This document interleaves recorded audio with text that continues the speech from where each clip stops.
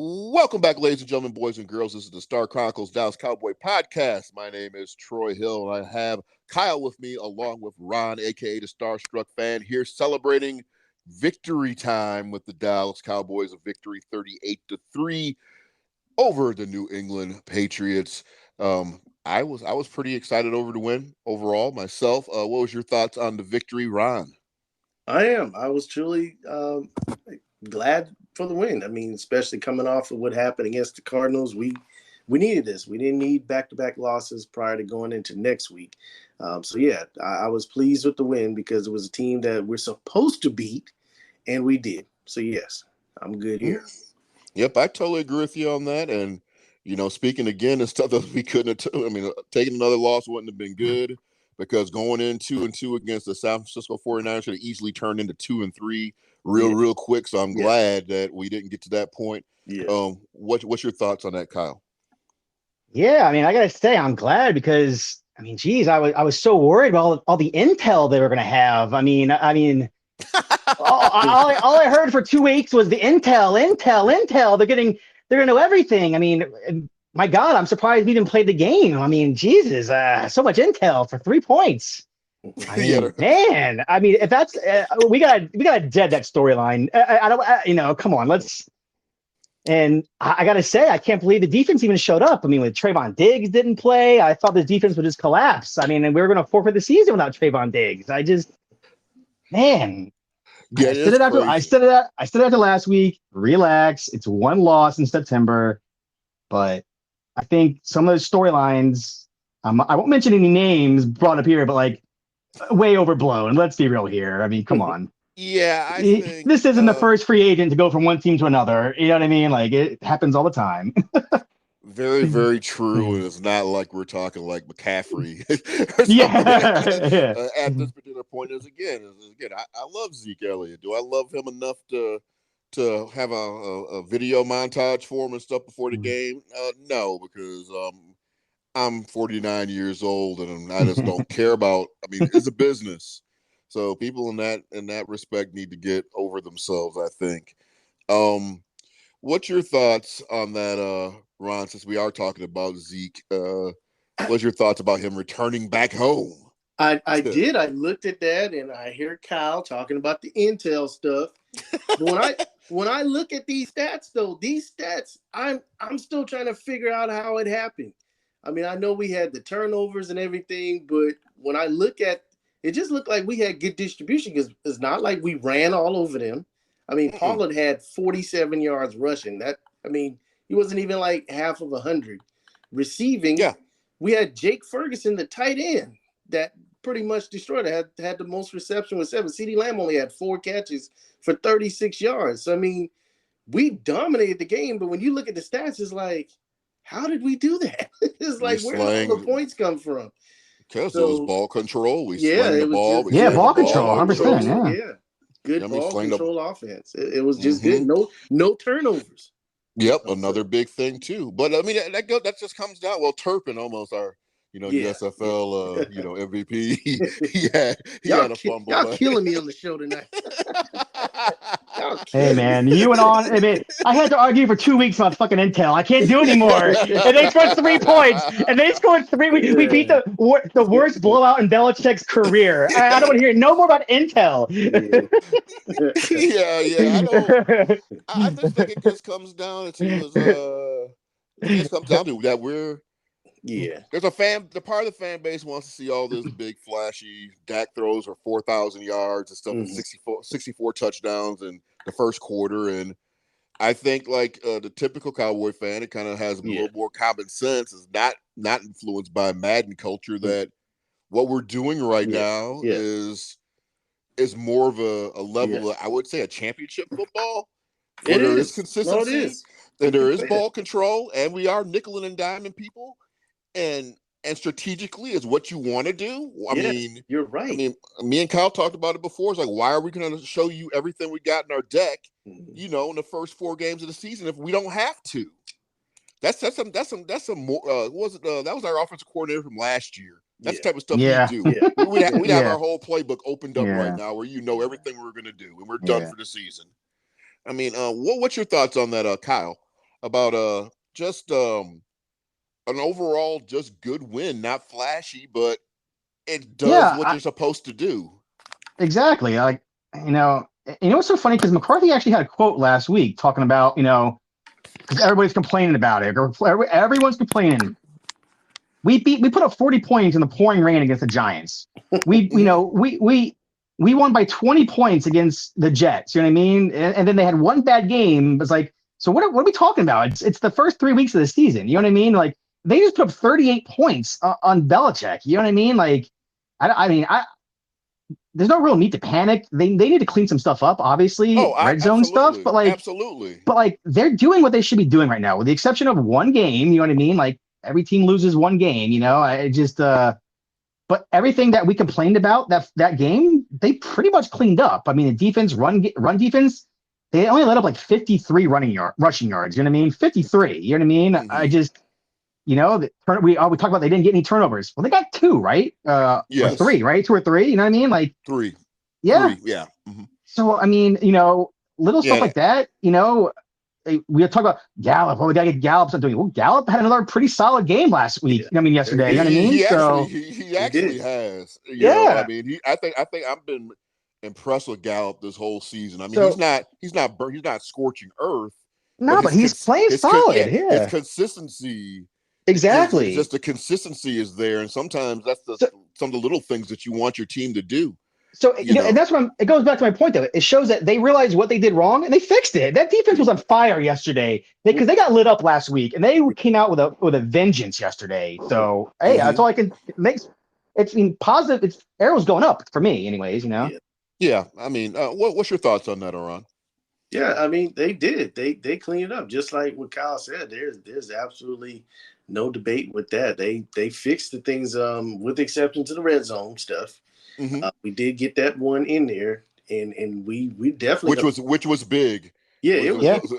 And I've been calling for that. You guys heard me calling for that. Now, see, y'all won't give me any credit for that on the air. That I've been. Because the first time they used him in that series, he got stuffed. So I'm not going to give it to you. The second time they tried. I don't think he's out there if Dowdle isn't hurt and Pollard. They're not resting Pollard because they're already up by 30. I mean, I agree with you, but like, if that's a close game, I don't think Lipke's out there. I really don't. The Patriots defense was still out there, and they were still stuffing everybody else. So the fact that he got in the end zone. No, I agree with Ron, though. I think that is a good look. No matter what, I think that's a good look having him in there. Maybe he should get some snaps down there. I mean, I think it still comes down to play selection because that is the difference that's the difference between him getting stuffed that first play and him not getting stuffed the second play. So play selection still needs to be better. Personnel, I think we can still figure out.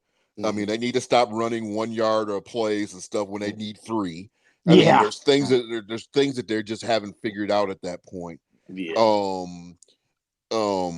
What's the kid's name?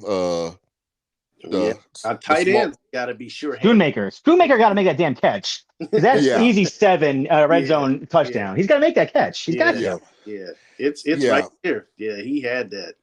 Yeah, 100%. And it might take him time just because, I mean, it just might take him time. Oh, yeah. He did miss a lot of training camp. So. He's a rookie. Yeah. But, I mean. I'm not killing him for it, but you got to make it. Yeah. Yeah, because, I mean, that was all it was getting the ball and just turn. Once he spun was securing and just falling, and he would have been fine. Mm-hmm. But, I mean, that's just motor skills and stuff. That's something he'll just get used to. Oh, stuff. So I'm confident. Yeah, me too. What's the running back's name again? Since you guys have done nothing for that. Dowdle's hurt. Well, that's a big thing. I don't know if he's going to be back for next week, or they figured that out yet.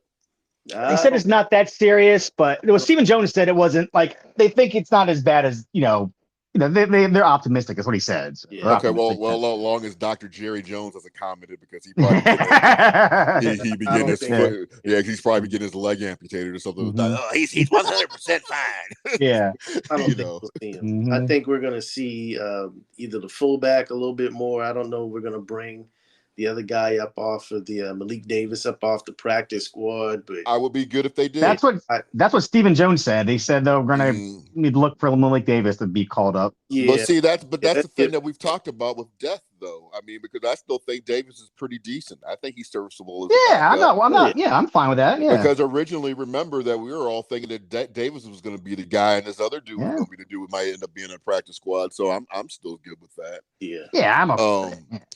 They need to do something different with Deuce Vaughn. I will say that, because where they're putting him at right now, they're not giving him enough space to do anything.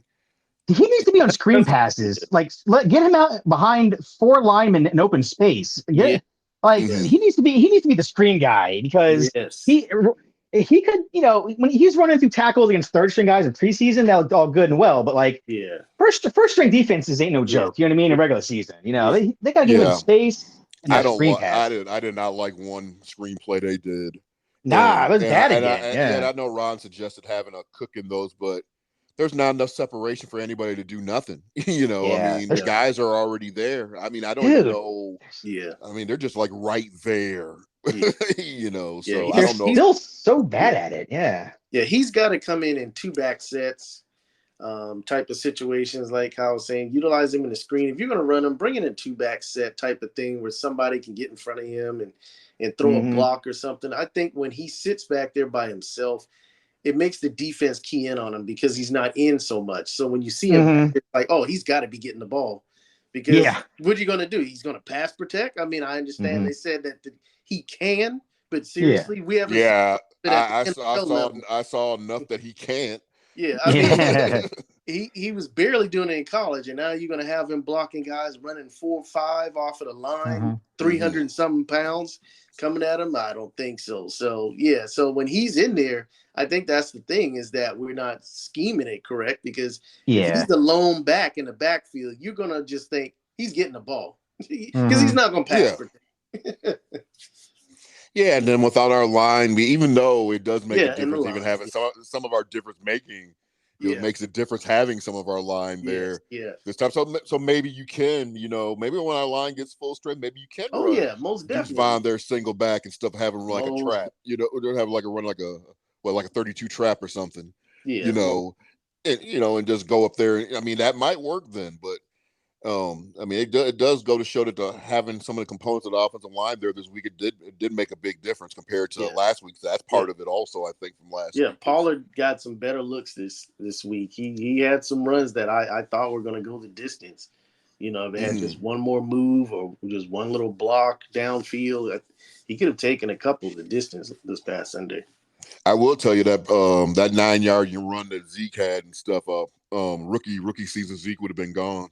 Because he did slip through there. Yeah, because he tried to turn that gear on and stuff. When he got to the second level, he tried to turn that second gear on. It wasn't working. He did slip through there for a second, and I was like, "Oh snap!" LVE is the only one between him and the end zone. He's getting ready to hurdle him. Speaking of LVE, can people tap the brakes on him, saying he needs to be cut immediately from last week? Dude, he was fine. This is you know what you can say about everyone last week. Marquise Bell played bad. I thought the safeties played bad last week. They all played well this week. All of them. Yeah. LVE was playing like a man possessed. I mean, he was phenomenal yesterday. Like.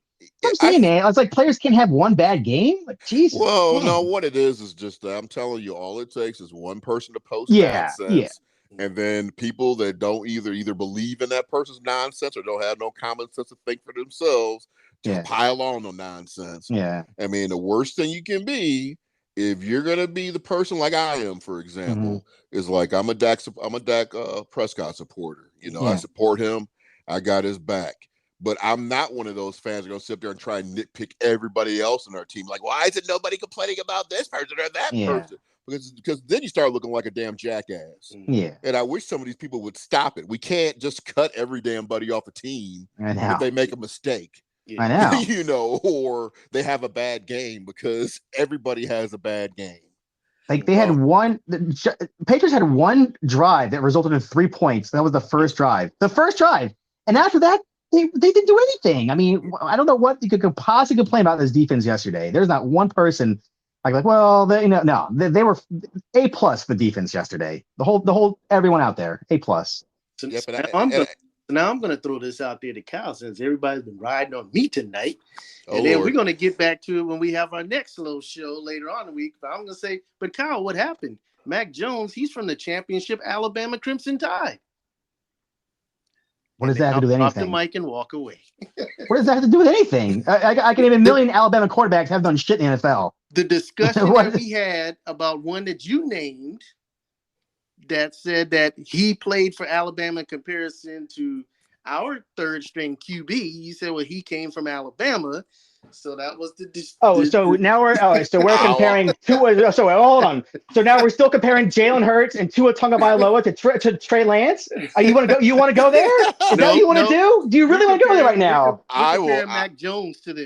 I would say that I think I might take a Mac Jones over Trey Lance, to be quite honest and stuff. Yeah, because Mac Jones he might not have the athletic ability. But I know that's going to be a different show. But he has a football brain. And sometimes the football brain will get you. They can take you places. I know that's going to be a different show, so I'll hold my peace. Yeah. Okay, so, God, what was I getting ready to say? Micah Parsons, does he need to tone it down a little bit? Please don't. Well, I'm scared he's going to end up being hurt now, because it seems like he's getting smelling salt and stuff or whatever every play and stuff. It seems like right now. I mean, is that his bit or what? Oh man! Or should we have a genuine concern? The guy goes hard every play. I mean, well, yeah, I ain't got nothing wrong with that, but Jesus, yeah, it is so hard to say.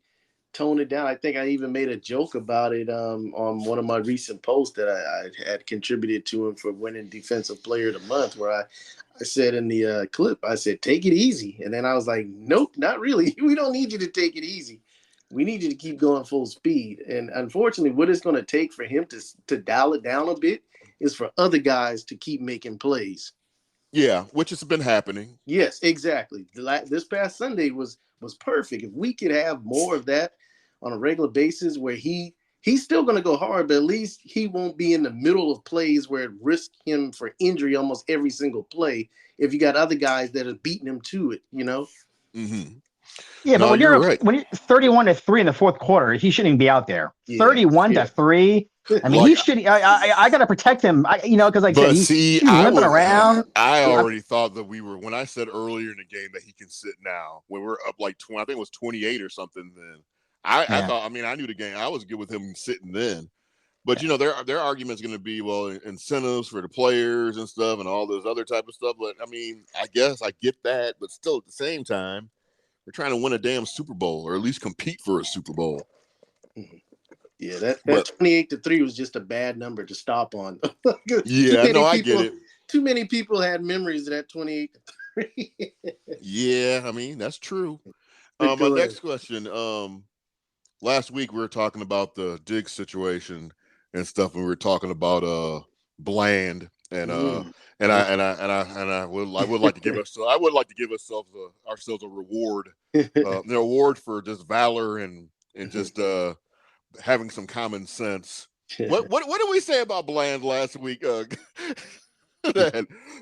he just had to figure things out, and he was going to be okay, and and everybody's going crazy and insane for no reason. He spent all offseason playing slot, and that was the first game they had him playing outside. Yeah, exactly. So he was the designated slot guy. You know what I mean? That was and then 2 days before, 48 hours before the game, I was like, all right, you're playing outside.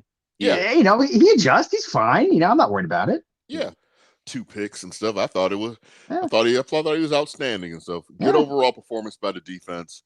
Again, I think the offensive played fine. I'm sorry if you guys, if we just came out there with some ice cream and won, but you guys wanted that fancy French vanilla or whatever. You need to have things like all like luxurious and stuff. But I mean, no. Look at what is it? Brock Purdy was 20 of 21. Granted, he was very efficient, but he only threw 21 passes, 283 yards, 1 touchdown.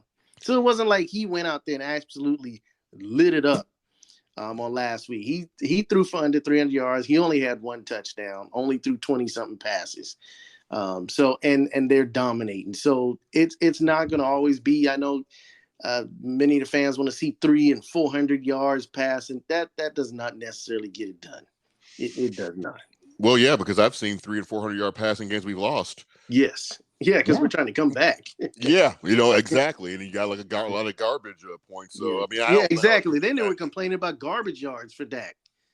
Yeah, it's just no just winning. Can't win. Win. Dak is the king of damned if you do or damned if you don't. And if Dak got on the microphone one day and just grabbed the mic and just said, you know what, some of these fans of us can just actually just kiss my ass. I would be so happy and so proud of that guy, because some of these fans are just ridiculous. Their level of expectation is just basically dumb. Yeah, and sometimes this is like, I mean, I just don't understand how you can be on a high one week when we win, and then the next week it's just like you got some fans just sitting there just waiting to complain about something. Yeah. I mean, that makes me just wonder: are you really a fan? I mean, because it does not make sense. You got people sitting there saying, "Oh, you got to prove it to me," and I'm just like, well, who are you? Exactly. I mean, why am I trying to prove it to you? But back to the defense, I think we figured out, this is how we're going to kind of segue over into the Niners. Out of the 4 games we played this season so far, and this is just how I interpret it. The Giants were running the ball pretty well that first series. We figured out how to stop them, force them to start passing. We blow them out of the water. Same thing kind of happens with the Jets. They're moving the ball effectively. We kind of figure out how to stop that, force them to start passing, and we destroy them. Arizona, we couldn't stop the run. We gave up 180 yards. We lost the game. Yesterday, they started running like a little bit in the beginning, and we figured out how to stop that, forcing the pass, and we started winning, and we destroyed the Patriots. So is a formula that simple? If we can slow down the run and force San Francisco to start passing, does that give us a better chance? Also, it sounds simple in theory, but Christian McCaffrey had 4 touchdowns yesterday. You know what I mean? Like, it sounds simple. It sounds simple. Stop the run, but 20 carries. Christian McCaffrey, he's got I think he has he broke Jerry Rice's record for most touchdowns in a row, like in games. Like, this guy is on fire right now. Like, it's simple in theory, but they just got to execute. They got to execute. You know what I mean? Yeah. Stop McCaffrey. Just stop him. That's a lot of touches. 20 carries. Yeah. Mm-hmm. See, the thing is, it's more than just stopping him. I know that Debo, Ayuk. I know, but if we're talking about stopping the run, Yeah. I mean, you gotta, because it starts with that first. We don't start the run, then we don't have a chance in anything else. Because then you start having play action start coming into it. Mm-hmm. So, what do you guys think? It's going to be big next week. I mean, like I said, like Kyle was mentioning, you got some other guys on that team. So we're going to have to, bring out a good defense. You've got Juszczyk that comes out of that backfield trying to catch everybody over there. Is Kittle. I forgot about Kittle. Jeez. Yeah. Kittle. You got Juszczyk that comes out of the backfield when you think you got everybody else. You got McCaffrey, who had 7 receptions last week. That was almost as good as what our receivers did. And then you had him again, 20 carries with 100 yards. So it's going to be, everybody's going to have to step. We're going to figure out what our secondary is all about next week. Gilmore, Bland, they're all Jordan Lewis. Everybody's going to have an assignment. It's not going to be you're the cornerback 2, so you got the second, wide receiver. Everybody on that team has an opportunity to be a wide receiver type 1 on that team. Yeah. Yeah, and there's a weird type of dynamic too, because Shanahan's a bastard. He's going to try and impose his will on you. Oh yeah, and you have to break him. If he says he's going to go down there and he's going to run the ball, 9 times out of 10, that's what that dude's doing, and he ain't going to stop until you can make him stop. And no one typically can stop that. So it is a big deal. I mean, what's your thoughts, Kyle? Yeah, I mean, this defense got their work cut out for them. I mean, like I said, they could come at you from everywhere. Like I said, I completely forgot about Kittle. I mean, that guy could tear you up. You got Ayuk, you got Debo, Christian Jusek. And this team is loaded. And Shanahan, he's one of those guys that knows how to utilize his players. You know what I mean? Exactly. And he'll expose a weakness. If he sees that you can't tackle McCaffrey, he'll just run all damn game. You know what I mean? Like, that's what he's going to do. And like, again, goes back to him and stuff. You have to break him because they're going to try and do what they want to do. I mean, forget them to deviate from what their game plan is. Yeah. You got to punch them in the mouth. Yes. Yeah. Oh, another key thing I would like to go back on the Cowboy game itself. When the corner went out, I've never seen the Cowboys do that in their entire life when they actually attack the new player because usually it always happens to us. Yeah. It was refreshing to see it happen the other way around for once. I'm like, oh, that's what that feels like. but anyways, I mean, I don't know that they put him on CD at that. That's the disrespect. They brought this guy and they put him on CD. I'm like, really? Yeah. I mean, it's just, I don't know. It's just overall I liked the win. You look at it on the building blocks and stuff. You're still looking at it. Yeah, we did finally get a touchdown. We checked that off the list and stuff, and the red zone and stuff for the last series. So that's good. San Francisco. I mean, it's just like there's not enough that could be said about San Francisco. San Francisco is a very, very good football team. Yes. Yeah. Field goal isn't going to cut it. Huh? Field goal is not going to cut it. You got to touchdown. No, we got to score, and you got to put some pressure on Purdy. Yeah. I mean, you got to. Because they don't have a red zone issue, so they're going to be putting. Yeah. So we gotta put pressure on Purdy. We gotta put some hands. We gotta put some body on him. We gotta get him like a little riled up or whatever. Yeah, so we've got to win the game between the 20s and not let them get to the red zone because if they get there, it's almost automatic. Mm-hmm. The funny thing is too about the Cowboys. Just even speaking about going 20-20 and stuff. I think that we've probably been down in the red zone more than any team in this year. Yeah, most definitely. It's just so it's just we just got to really just figure it out. I think we're tied with Buffalo. I heard. Yeah, with Buffalo now? Red zone. Okay. Yeah, we're tied with Buffalo in red zone, but apparently we're like one of the bottom 5 worst in scoring touchdowns. See how does that even work? I don't know. It's like the opposite. Many trips there, but we just don't finish. Yeah, it's like the opposite Georgie Porgy, his brother or whatever. Well, he did kiss all the girls, but he didn't make any of them cry. It's weird. This team just sometimes the stats it has. Silver lining, field goal kicker's 13 out of 13 this year. I'll give him credit because I was nervous. Oh, yeah. Good look on that, Cal. I know. Dude, he hasn't missed one yet. So, at least there's that. Yeah, let's get the love in this week. Come on. Yeah, I wanted him to go for that 65-yard field goal so bad. I kind of wanted to see it too, actually. Didn't get to it. I know. No, I'm not gonna lie, but once it got to 70, once it got to 71, I was like, nah. It's gonna blow up in her face. The guy, I know. I wasn't feeling the 65. I was like, no. Really?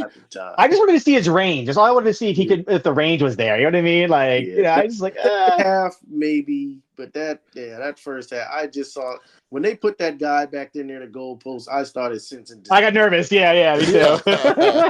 If they had not put anybody back there, oh yes, kick it. Yeah. I saw that guy go back near the goalpost. I saw this might not go well. I know. Yeah, because we were all bunched into the center of the field. I was like, I was gonna say he had like 60 yards of open field. Yeah, 60 yards of open field to run. Yeah, exactly. Yeah, but I don't know. 65. I would have liked to seen it though. I'm not gonna lie. Dude, had they not put anybody downfield, I would have also. So, do you guys have a change in your prediction for this upcoming game? And I think we all picked the Cowboy winner, right? I think I did. I think we all did. Yeah, because I felt because it was regular season. It was the only reason why I felt that because I felt they would play with a little bit less pressure, being that if we don't win this game, we're going home, and that tends to make people nervous. You fumble, because you're just so thinking about it. If we don't win this game, we're done, and it brings out a lot of nervousness. I think they can play a little bit more loose and more comfortable knowing there's another week after this. Mm-hmm. Yeah, that's true. And I mentioned again, I did not even realize that we won 10 games in a row at home. That's crazy, right? Yeah. Really? No, it is. Yeah, because it Yeah. is crazy when you think about it. It's crazy I think it's the because longest streak in the league right now. Yeah. I've never looked at it like a home field advantage because I always feel like 30% of the people are not even there watching the damn game. They're on their phones and like trying to look cool or whatever, and so I never looked at it that way. But when you talk about Texas Stadium, to me, I thought Texas Stadium was like a legit home field advantage. Yeah. It was definitely because we had the teams that really were in place then that could make those home stands. You know, we had a defense, we had an exciting offense, and since we got this new stadium, unfortunately, we have not had championship caliber teams on a more regular basis to really dominate like that those teams did in Texas Stadium. I don't know. I remember the first time I drove up past that stadium, man. It was like about I was finally moving into town, moving from Pittsburgh, drove up,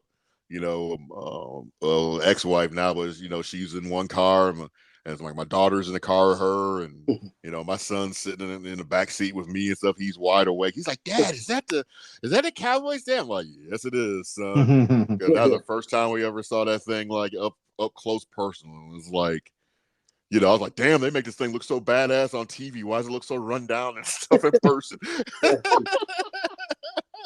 Because they, that was just a good memory and stuff, But I don't know. I mean, I think we're gonna win. It's gonna be tough, but I think we're gonna find a way to pull it off. Yeah.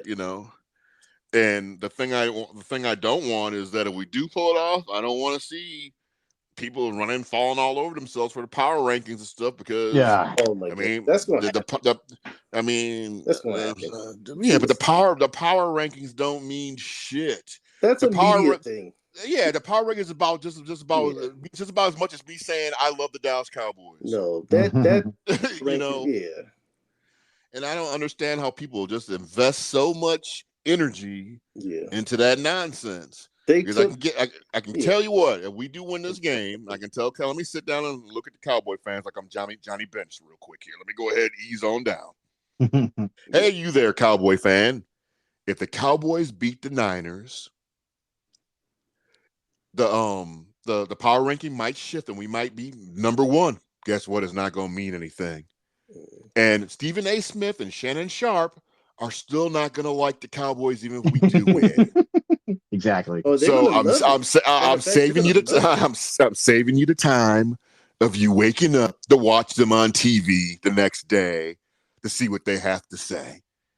Because we become number one because they're going to use that just like it did before. Yeah, see, it's like I got nervous when they put us on the number one on that power ranking. Yeah, power rankings is something they pulled over from college football to just try to make the NFL a little bit more exciting.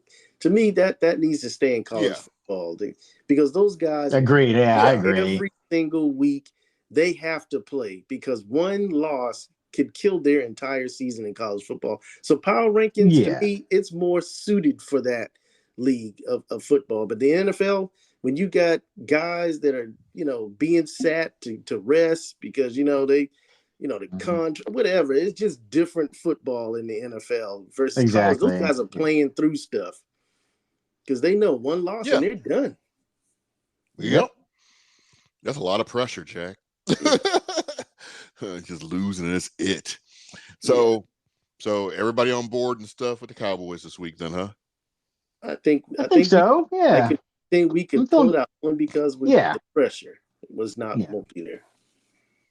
Not as much, I should say. Well, there's pressure, but there's not. Yeah, there's a difference. There's a difference between 3-1 pressure versus 4-0 pressure. Yeah. I mean. Yeah, it's like hitting a free throw in the first half of a basketball game versus having to hit a free throw when there's not much time left on the clock. And it's completely silent. You miss this free throw and your season's over. Yep, that's more pressure. The season's over. You lose your date and stuff for the evening after after the game, and I don't know what the kids call it now. The sock hop or whatever the hell after the game. Kicking knuckleballs for 55 yards because he's so nervous and tense. He's kicking knuckleballs from 55 yards out. I don't know. I mean, I'm excited for this game, though. Yeah. I'm really excited. I know it might start off a little wonky. All I can just say is that this team just needs to settle, and just live in the moment and just play the damn game and just don't do what you've been doing. Well, we don't need hero ball on defense. We need team ball. Hero ball is what gets you in trouble defensively. Yeah. Because you start running outside of your lanes and stuff, opening up gaps and stuff that shouldn't be there because you're trying to play hero ball, follow your assignment. Yeah. But anyway. Random question for you guys. Yeah. You want the ball to start the game, or you want to kick off this week? What do you want to do? Play defense or start off on offense first? I want to start on defense. What about you, Ron? Defense out there. Mm-hmm. You want the defense out there first. I want the defense out there first. Because I've noticed the past few weeks we've gone offense. You know what I mean? I've noticed that. Yeah, see, and it's been kind of cool. I'm always against it. I always would rather have the defense out there. I want the ball second half because you don't know what the game's going to be looking like by halftime. I get it. And I was curious. Yeah. And you might be down 3, and you can get back, recapture the lead, or you might be able to tie the game instead of that first possession and stuff. You never know. You might be able to build up on your lead. Exactly. I just like to have that opportunity. No, I get it. I just have noticed Dallas has been going offense first, and I'm wondering if this week would you change it up or would you keep doing it? But you know what? Yeah, but I like the aggressiveness personally, but I'm okay either way. I really don't have a preference. I don't know. Once upon a time, the Cowboys would keep the ball or get the ball first for it. It's all been a the time. All the time. Yeah. And they just recently started changing that up the last maybe 2 seasons where you just don't know. But exactly. Yeah, that's a good question. And I said, I think I would like to see the defense out there because if you notice, I don't know if you guys remember doing a point of the game this past Sunday against the Patriots, they pointed that out because the Patriots, I think the score was 20-3 or something like that at halftime. And they were saying if the Patriots had scored just before halftime and then turned around and got the ball again right at halftime, after halftime, like they were going to do and had put up, you're looking at all of a sudden, that's a quick swing all of a sudden. That's a 14-point swing. Yeah, well, we've talked about it. We've talked about it before here. That last 7 minutes and first 7 minutes of that's some crucial time. Yeah. It really is. You really want the 49ers having the ball back to back if they have it at the end of the second and then turn around and get it right coming out of halftime in the third quarter. I would rather have that ball, and hopefully our defense can force those guys to put up nothing more than a field goal to open up the game. Yeah. So see, to me, it's like I'm always thinking in the back of my mind too, like, well, maybe the first half I can get 3 or 7 points on the board, and then all of a sudden, I'm getting the ball back, and that could be it could be a 14-point swing for my side too. So I always look at that. You're right. I always look at it like that aspect. That I don't know where I'm going to be at this point, going in, but I want to at least put myself in position for an opportunity to try and make a dent. Or either make a dent into a lead or build onto a lead or whatever. So my only rebuttal is, and I'm just thinking out the box here. Like, if you look at those last 2 games in the playoffs, they've shut our offense down pretty. It's been pretty bad. You know what I mean? Offense is not their defense has dominated our offense the past 2 years. Like, I'm wondering if all the moves they made at offense this offseason, and would you want to go out there and send a message like, you know what? We're going after you guys. You know what I mean? Like, we're gonna, we're coming to dominate here. We're gonna show you how it's done. I wonder. I just, I'm not saying they should, but I you know what? Like, we're gonna come out swinging. You know what I mean? First round. You know what I mean? Like, we're not gonna wait and feel you out. We're gonna put it on you guys now. You know what I mean? I don't know, because that offense has looked pretty bad against San Fran the past 2 seasons in the playoffs. You know what I mean? So I don't know. It'd be a message. You know what I mean? that's all. I mean. I get it. I'm okay either way, personally, but my only concern with the offense, don't get no penalties. I know. See, that's my concern. Is you get the ball first, and we have 2 terrible. It's a holding. First and 20. Yeah, exactly. That's my only concern. It's not that I don't think the offense could probably move the ball. It's just. It takes one penalty to set. One stupid penalty. I know. Yeah, now you're in 3rd and long, and now you got them guys coming off the edge after Dak. Yeah. Yeah. I get it. Yeah. I'm indifferent. I just wondered. You know what I mean? Yeah. Good point. Yeah. That's a good call out. I totally get it. And so, one thing I do want them to clean up, and I think this could be a lingering thing. And maybe I just want to pick your guys' brains on this. It seems like we'll go out and we'll have like 2 or 3 series, and we're moving the ball and slinging the ball all over the place. We're moving up and down the field. But then we get like that dead series. It's like where the series is done like within a flash of an eye. You know what I'm talking about? Like 3 and out, 3 straight passes. Yeah. It's like 3 and out. It's not 2 minutes hasn't even went off the clock. I mean, yeah. What is up with that? Is that just me thinking no, they do it all the time. They'll do like a long bomb, and then it's like 2nd and 10. The pass gets batted down, and they do like a wide receiver screen. Yes. You know what I mean? Like, it's always that. It's always that, dude. Yes. One yard pass behind the line of scrimmage, and he gets stuck. Yeah, exactly. 30 seconds to punt went off the clock. Yeah. So I know. Is that something that could be catastrophic? Is that something that could end up biting us in the ass? Yeah, of course. Because it comes right after a touchdown on the other side. Because it just seems like it's a completely different team at that point. Mm-hmm. And then all of a sudden, the next series they bounce right back again. Yeah. No, that happens all the time. I feel like at least twice a game. I think that's just a page in the script somewhere, where they in the playbook, where whatever they have set up as far as their game plan, it must fall somewhere during a certain part of the game where we see that happening, where they just need to rip that page out of the book and just throw it out. Because it doesn't because it looks like they're trying to increase the tempo of that at that point. You know what I mean? Yeah. It looks like they're moving quick, and they're moving quick to the line. They're trying to increase the tempo, but yet there's no time going off the clock. Nowhere fast, literally. Yeah. And I just don't get it. But anyways, as always, it's always fun talking Cowboy football with you guys. So I appreciate you guys. Also appreciate the listeners listening into the program. If you have any questions, you can reach us at TSC Dallas Cowboy Podcast at gmail.com. Again, that's TSC Dallas Cowboy Podcast at gmail.com. You have any final words to the people, Ron? No, just go Cowboys. Let's get this win and take it up another notch so we can seize control of the NFC. Okay, that sounds good to me. And any words from you, Kyle? Yeah, same thing. Just Dallas, just no self-inflicted wounds. You know what I mean? Like you said, no dumb penalties, no turnovers, play clean football, and I think they got a pretty good shot at this game. Yep, I totally agree. I agree with both of you guys, especially the sentiment of playing clean football. Clean football equals championship football. So with that said, I'd like to thank again each and every one of you guys listening in, and you guys have a wonderful evening, and how about them Cowboys?